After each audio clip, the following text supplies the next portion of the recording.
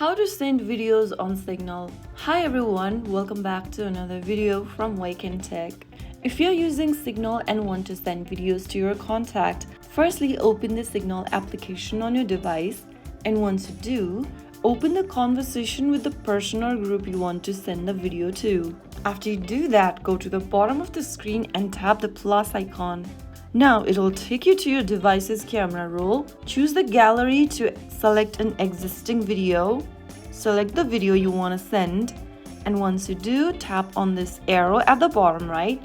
You can also go ahead and send the message attached within the video by typing it down in the message box and tap on the tick mark and the arrow button to send in the video.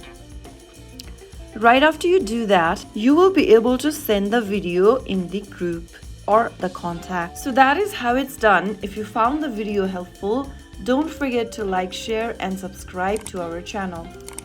I will see you again in the next video. Thank you for watching.